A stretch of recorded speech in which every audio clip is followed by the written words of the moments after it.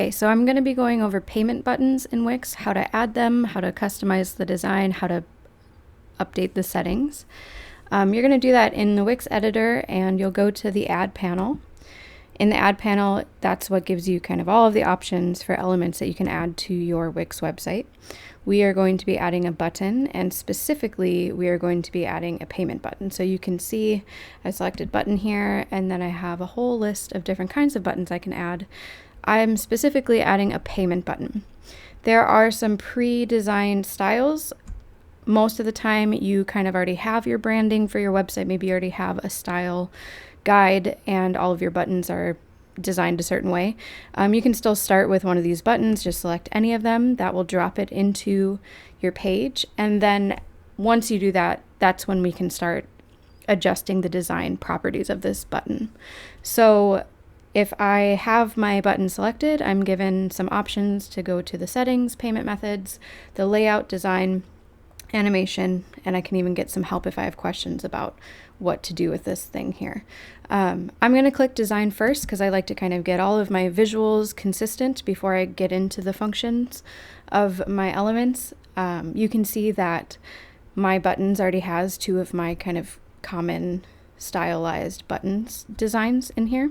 So instead of manually going in and clicking customize design and changing the color or the shape or the font, I can just click one of my existing button designs that I've already customized.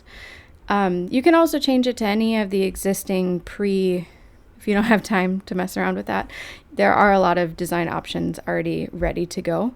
I'm just going to use one of my existing design options. So I'm going to click one of those, and that is going to set the settings of that button visually to the settings that I'm using across my website, so everything stays nice and consistent. And now that I have it looking the way that I want it to, I do want to adjust the settings for this button. So by clicking settings, it's going to open up all of the settings for this payment button, including what I'm charging for. So whether it's a product or a service, the price that I'm charging, and then the currency, as well as what this payment button is going to say and display to somebody. So let's say that this is a 1-hour training session. This isn't going to display on the button, but I do think that it shows up like through the like customer experience. I think it might be like a line item on the receipt. So I would just, for the sake and for you to know what you're charging for, I would name that accordingly and then adjust the price. So I'm being told this is in US dollars already, which is the currency that I use. And so I just adjust the price to whatever I would charge for whatever the item or service is. You can adjust what actually displays on that button by clicking and editing here. This field tends to be a little glitchy. I've noticed that across the board, so you have to be really patient with it.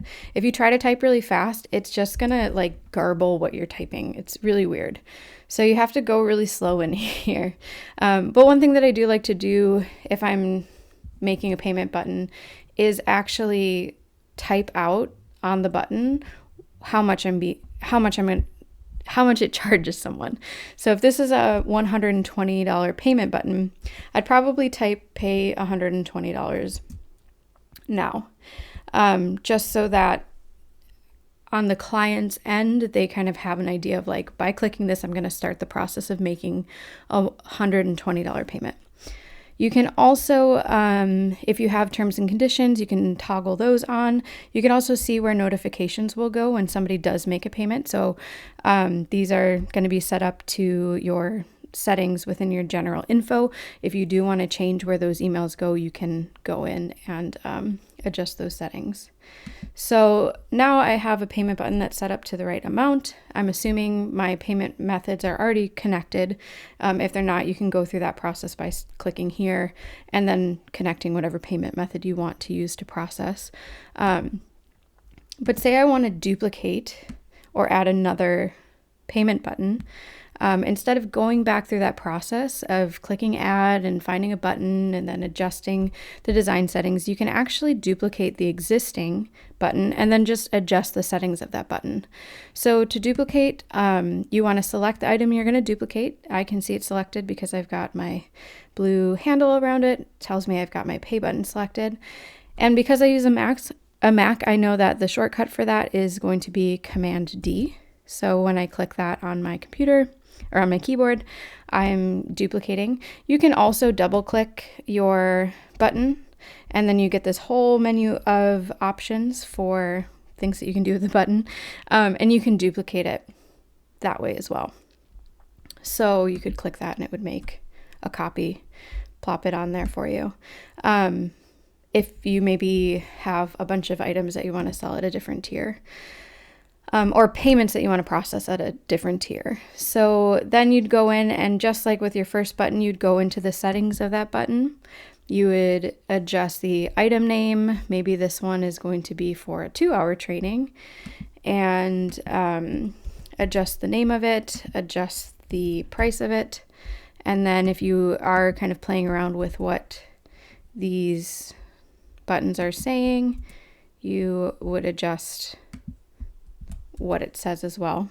I have no idea why, of all the fields that I've ever filled out in a Wix settings panel, this is like the glitchiest. I don't understand. Anyways, you just go through the settings again for your button and make them appropriate for whatever you're charging for. And then you have 2 payment buttons set up and ready to charge according to whatever payment method you've set up in your Wix account.